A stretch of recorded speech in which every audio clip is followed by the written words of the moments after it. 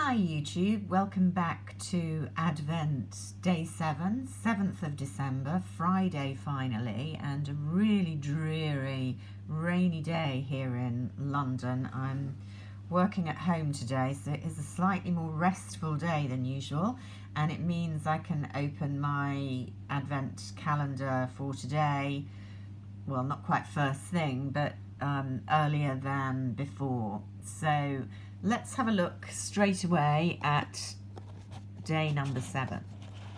Ooh. Some of the little cards have been getting caught up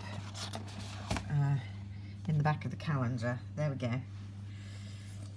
So what have we here on day number 7? It's Laura Mercier. So another better known brand for me. Ready, steady, ready, set, go for party. I haven't seen this packaging before, but it looks like one of the powder products, maybe. Let's have a look.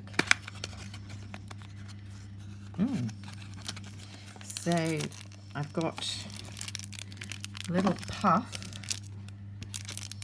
in the top of the packet, and yeah, it's their translucent finishing powder. I'm in two minds really with powders, because I know that it's generally considered that the loose powders can be much more finely milled, certainly the quality ones, and give a much better finish. I've always found them certainly less convenient to apply, and I think most people would, than say a compact powder.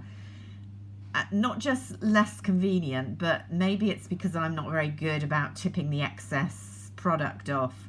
I just never get as good a finish. It's often a bit more cakey, so I've never really got on with loose powders too well, and that actually extends to the mineral powders instead of foundations. They never really worked for me, I would have to say. So I know this is a good product and a lot of people swear by it, and there's a very decent size here.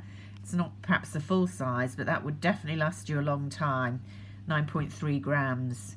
Strange kind of measurement. Not 9, not 10, but there we go. So by the standards of loose setting powders, this is a really nice one, and it's got the velour puff with it, but I don't know how well that would actually work. I think, again, that would look a bit cakey. You really need to use a brush and tap off the excess to get a good finish with these, in my opinion. I have to say, I don't use finishing powders all that much. I tend to use light highlighters as my overall finishing look, just to give a bit more glow. If I use anything at all, I do like the Charlotte Tilbury compact. I think it's called Invisible whatever. So I'm not sure I'm going to use this one, but it is a very nice product to have. Here's the blurb for it. I'm a beautiful loose powder that sweeps over makeup to give an undetectable silky matte veil with a soft focus effect that slightly blurs the look of fine lines and imperfections. So a nice product that probably will go in somebody's gift bag for Christmas or out on eBay as a sale, but it is a nice product to have. I should just mention yesterday's Votary cream, because that was an unknown brand to me. I've been looking it up, and I used it twice yesterday. I used it in the morning, I used it last night. Really, really impressed with this cream so far. It's quite thick. You definitely need to take just a tiny bit, massage it in. In that respect, it reminded me a bit of La Mer cream, which I used to find, I did have a pot of it when it first came out, really, and found it quite difficult to massage into the skin. My problem with La Mer was I found it actually quite irritating. It's one of the few creams that actually irritated my skin. I don't like it at all.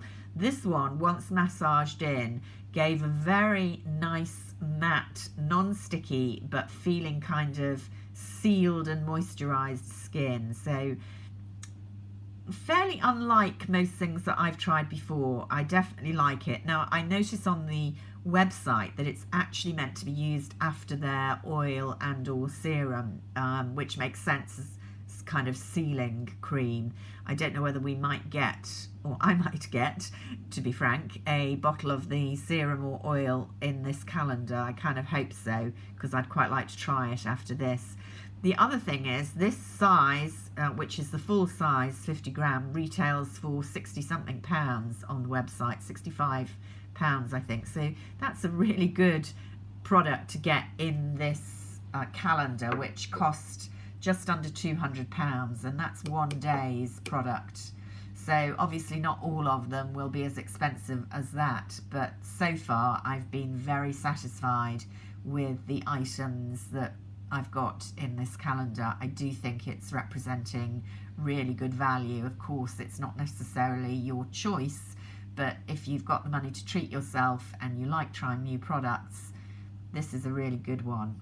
So a thumbs up so far in the first week of this advent calendar, because we're at the end of week 1. I can't believe it, but at least it's the weekend. So until next time, bye for now.